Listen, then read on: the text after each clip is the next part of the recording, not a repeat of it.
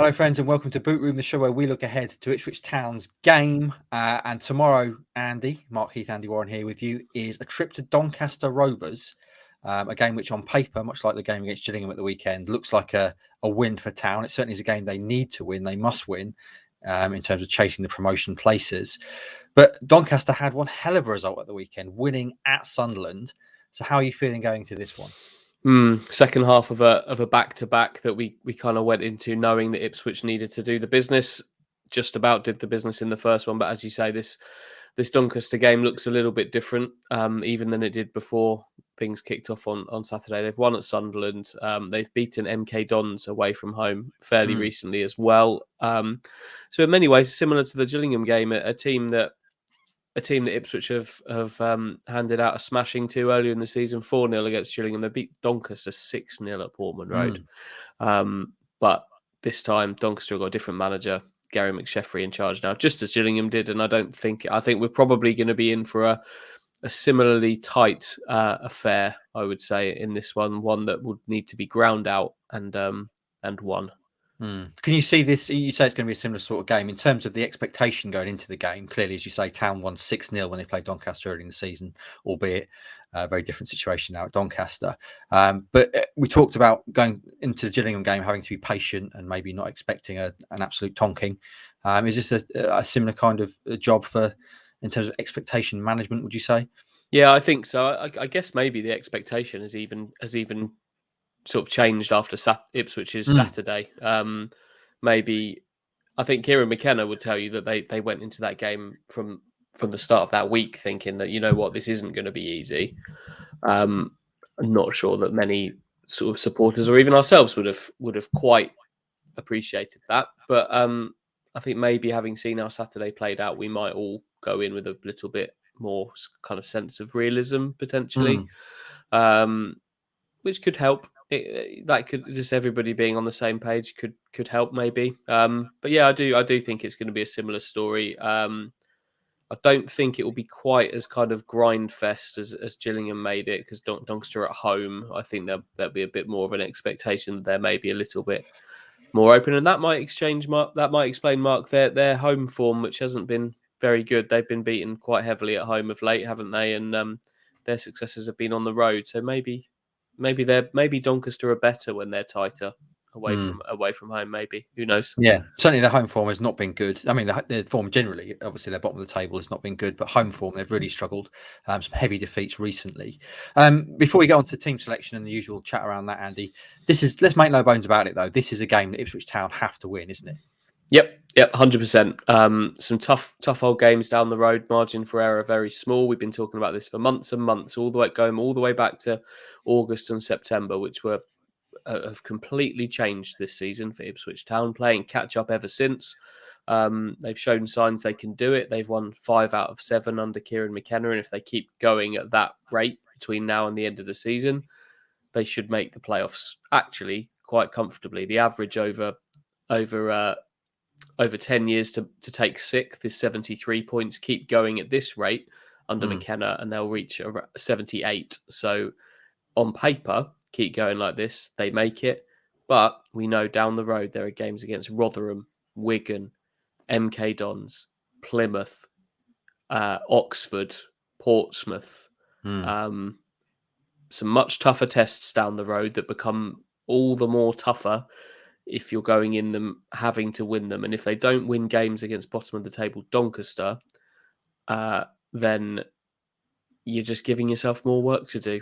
These are the games that you need to win to put yourself in position to strike when those big ones comes around. So you're right. It's as much as we can talk about a need to be patient and maybe it being understandable that these games aren't easy.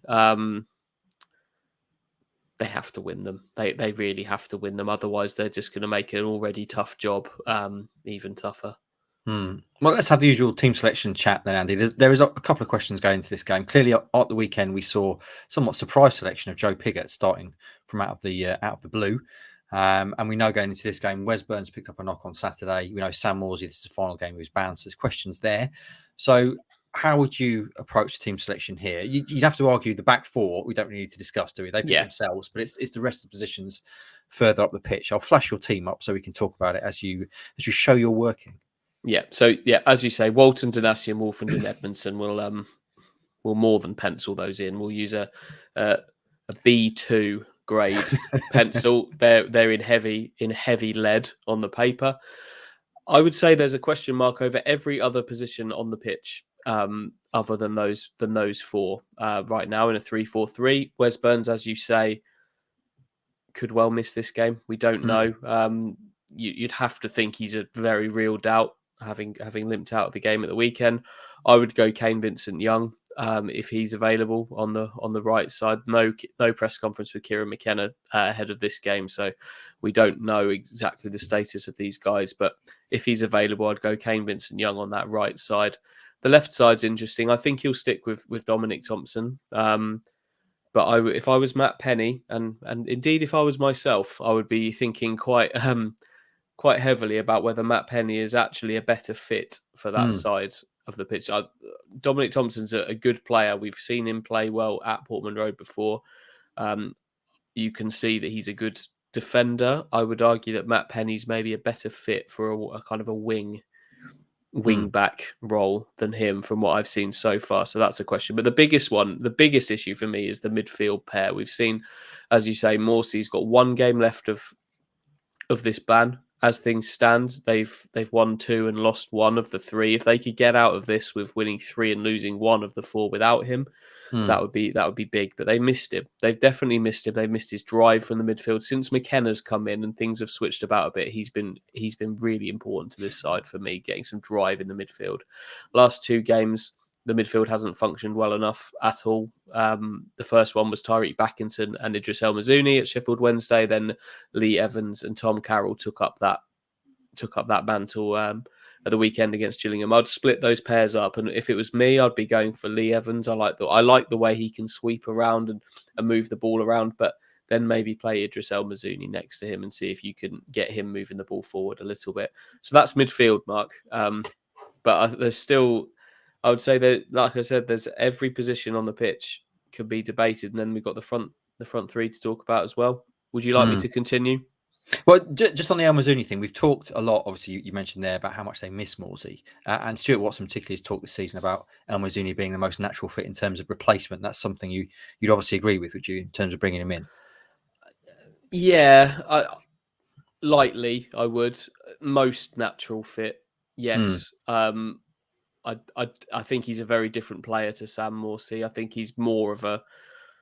I just think we saw at the weekend Evans and Carroll. They can be a bit one paced, a bit too similar in there. It's about midfield is all about blends, and if you're looking to create a good blend, I'm not sure Evans and Carroll are that. They're very similar. From what we've seen of Backinson so far, he's a kind of a deep operator, and what we want to see is the midfield maybe helping. Not just helping Ipswich move up the pitch, but helping the attacking players that we're going to go on to talk about in a minute, help them be able to operate in the way that they want to operate as well. And if Backinson's a little bit deep for me, so Backinson and Carroll, I think we saw that at Wimbledon, a bit deep. Evans and Carroll, we saw at the weekend, not necessarily deep, but a bit similar. And I think in terms of blends, Idris and Lee Evans might be the one that I'd go for. I would lightly agree with the Morsey comparisons. But in terms of getting a blend, he would be the one that at least offers a bit of texture. I like to call it texture, midfield texture. He can bring that. Okay, let's talk about the blend up top then, because that's something that we seem to be having weekly chats about. Say Piggott started at the weekend. The top 3 you've gone for there, just waiting for it to tick along. We've got the goal scorer from the weekend in Chaplin. We've got leading scorer Macaulay Barn. And we also have a name there that we've not seen for a while, Carl Edwards. So do you want to talk about the 3 that you've picked? Yeah, I'll talk about Bon first. I think this is the simplest of these decisions in my mind anyway. Joe Piggott deserves a chance to play. He's had to be very patient this season. He got his chance at the weekend, and I'm not I think it was a very tough ask for him to suddenly come in for a second league start since August, I think it was, and to come in and hit the ground running straight away. I don't think he was helped by the way the team played either, but I also don't think he pushed his cause enough. I think he would have wanted to have done more. He operated very deep. Aside from an early header, had very little in terms of goalmouth action to get him involved in, and balls bounced off him. I would have Bond back in. As much as I would love to see Joe Pigott come in and take a chance and earn a place, I'd love to see Macaulay. I would love to see that happen. But I think for the good of the side, I think Bond showed, even in the 10 minutes he got off the bench at the weekend, showed that he can add that little bit more control to the side. He's not had the goal scoring run we'd have wanted of late, but I think he's got the all round game that the others possibly haven't. So I'd go for him up. I'd go for him up top as kind of the leading man role. And then you've got Connor Chaplin and Carl Edwards. Connor Chaplin's an interesting one, isn't he? Because he's scored 9 goals in 17 starts. So he's Town's second leading scorer. He, in terms of his ratio, it's very good. And yet he's never really been a nailed on starter for this side, which is odd when you look at a guy who's having that success. But clearly you've got him in your side. Do you want to talk a little bit about Connor Chaplin? Yeah, he's the man that dug them out of a hole at the weekend. I like Chaplin. I like that kind of the work rate and effort is a non-negotiable.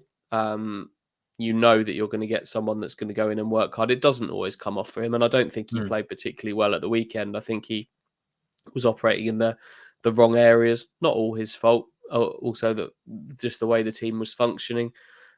He can be a bit loose with the ball at times, but what you will always get is effort and some energy and buzzing around. And what you also get is a goal threat.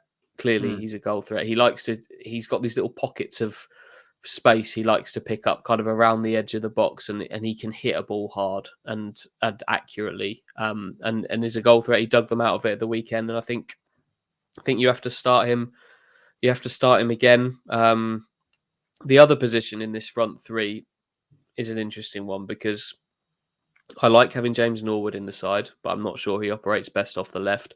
If they were playing with a front two with a number 10 behind, I'd probably be thinking James Norwood here, but I'm not sure. I'm not sure if they will. If you got Bersant Salina, how long can you leave him sat on the bench, not even getting on in games? You got Sonny Aluko, who didn't even make the bench at the weekend. That wasn't because he was injured. That was a pure selection decision. He didn't make the 18. So you've got him that would want to get involved as well. But I don't think this is going to happen, but I would seriously think about playing Kyle Edwards in an advance. Just somebody that can carry the ball with the ball at his feet in an attacking area. I think particularly if Wes Burns isn't in the side, this is something that I would consider. He didn't do an awful lot off the bench at the weekend. He didn't take his chance either. His first appearance under McKenna, but he can carry the ball, and I'd be interested to see what he could do in one of the more advanced roles rather than giving him the wing back role. Again, I don't think we'll see it. But if we're going to kind of talk about Ipswich playing a front three here rather than a one behind a striking two, Edwards would be one I'd be interested in. If they went with a 10 behind the front two, I'd probably look at playing Chaplin behind Bon and Norwood. But for the purposes of the tape, let's go Kyle Edwards in a wide role to use the ball. Okay. And then the only question left then, Andy, is prediction. Scraped to 1-0 at home against Gillingham, a game that a lot of people said Gillingham deserves something from. I think a lot of people would agree with that. Away now at Doncaster, the bottom side in the table. Town must win. Do you think they're going to?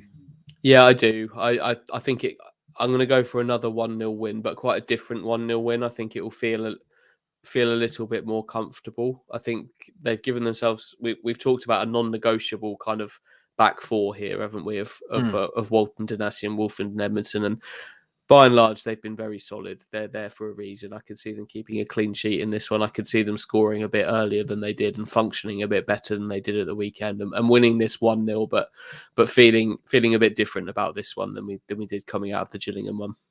Okay, I'm going to say slightly more optimistic 2-0. I can see Town scoring in both halves here and hopefully have a slightly more easy route to victory than at the weekend. Certainly, they do need to win. We've both said they will. Let's hope we're right. If you're going to the game, fair play on a Tuesday night. Enjoy it. If you're not, follow it all with us. Andy, Ross and Stuart will be there. And we'll speak to you again next time on Boot Room.